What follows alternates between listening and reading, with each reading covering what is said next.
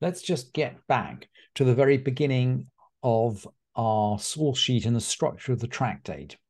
And we mentioned that the first 3 chapters are about finding and getting rid of the chametz. And we've learned those 3 chapters. The 4th chapter is about working or not working on the 14th of Nisan on Erev Pesach. The next 4 chapters are the Pesach sacrifice itself. And then finally, the 10th chapter focuses on the Seder. But the Seder as we carried out today, but probably also the Seder as it was carried out in the time of the Beit Mikdash, as we go through this chapter. And that's going to be our focus this week.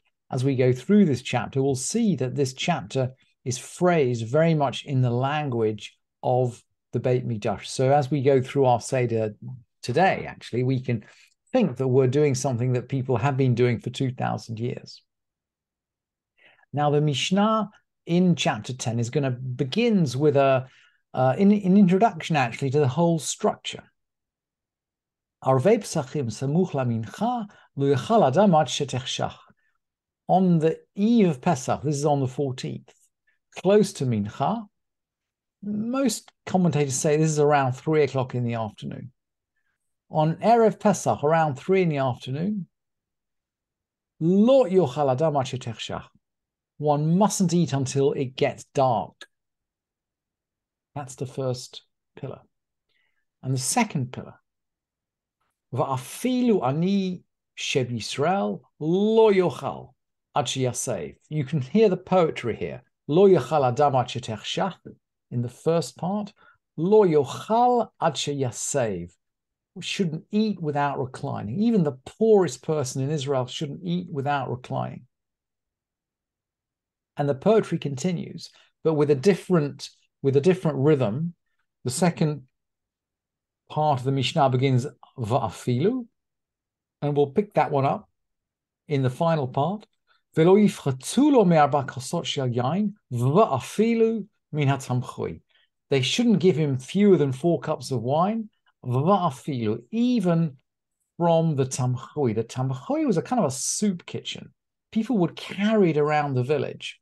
People, actually, three Gabaim would carry it around the village because they had the right to tell people who had food to put it into the soup kitchen. In other words, it was like an enormous, gigantic cauldron.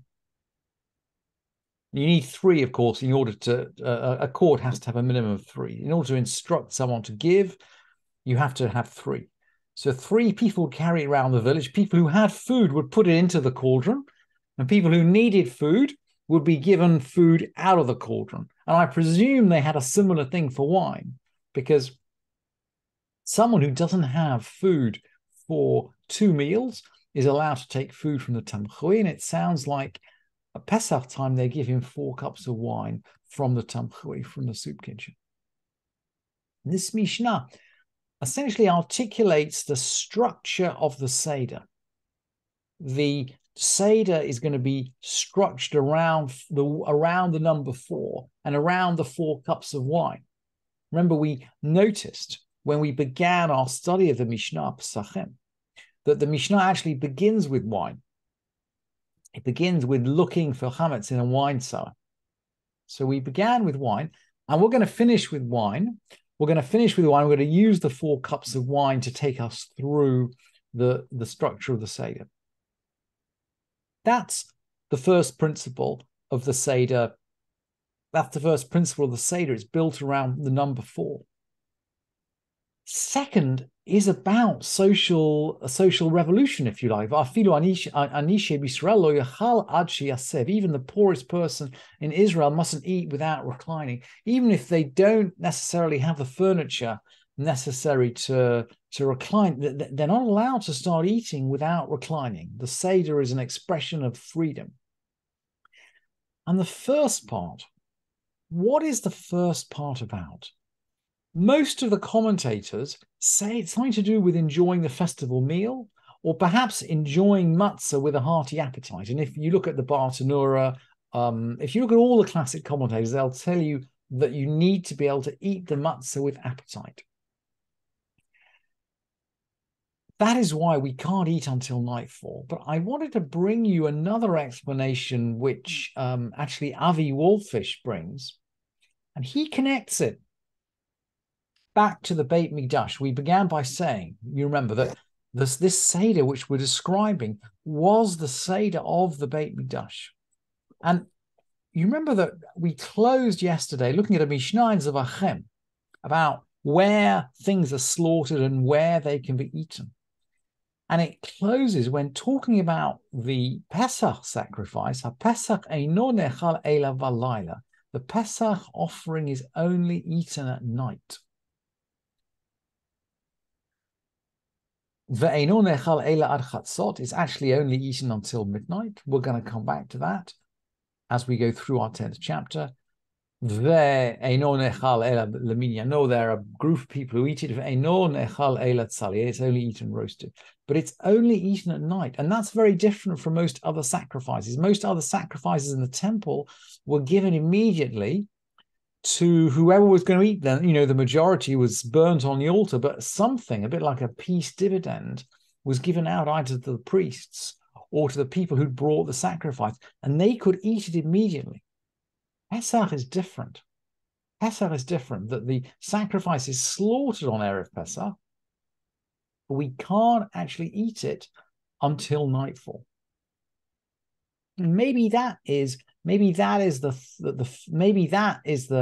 reasoning behind the if you like the introduction to the 10th chapter, that the Seder here is connected to the Beit Mikdash. Now, he said there are 4 cups. The 4 cups traditionally refer to the 4 promises in Shemot. In the this is the beginning of the Parsha of Va'era. I will bring you out from the labors of the Egyptians. I'll save you from their bondage. I'll save you from their bondage. I'll redeem you with an outstretched arm. And I'll bring you to me to be my people.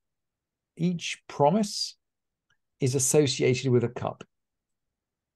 And we're going to learn, and we'll touch on this as we go through the 10th chapter, that actually, even though we know that there are 4s running right the way through the Seder, so there are 4 cups, there are 4 promises, there are 4 sons, there are 4 verses of interpretation in Arami Oved Avi, which is the centerpiece of the Seder. We'll see also that for most, or perhaps all of these 4s, there's a hidden 5th.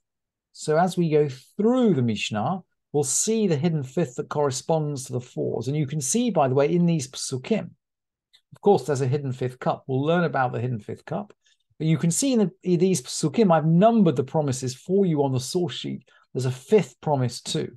Veheveti etchem el haaretz. I'll bring you into the land. That's the 5th promise. So for each of the 4, there's a 5th, but the 5th is hidden in some way. So that's the introduction to the 10th chapter. Let's now we've got a couple of minutes left. Let's just jump into the first of the, if you like, the real Mishnayot describing the Seder. And we're going to jump in at the beginning of the first cup. We won't finish the first cup tonight, but at least we'll begin the first cup. Mazgulu kos rishon. They mixed him the first cup. In the time of the Mishnah, wine was strong, and you would mix it with water. Not like today's wine. Maybe wine was strong, or maybe it was tannic. Maybe it was undrinkable. Anyway, they would mix the wine with water. Mazgulo kos rishon. They mixed him the first cup. By the way, we can see already in this Mishnah the idea that we still play out in today's Seder, that we don't pour our own glasses. So Mazgulo kos rishon, someone poured out for him, or someone mixed for him the first cup. He didn't mix it himself or her. We didn't. They didn't. We don't mix our own wine on Pesach. Beit Shammai omrim b'varech hayom ve'achar kach b'varech hayayin. Beit Shammai says we bless first over the day and then over the wine. So Beit Shammai say, look, The most important thing here is the blessing over the day. We've already made a blessing over the day, the Bartanura points out, because we blessed over the candles. So the day is crucial, and then the wine. So they would say the bracha over the day. L'kadesh Yisrael v'hazvanim, before they would say the blessing over the wine, borei pri hagafen. That's Beit Shammai. We go to, according to Beit Hillel, of course. Beit Hillel omrim, muvarech hayayin v'achar kach muvarech hayom.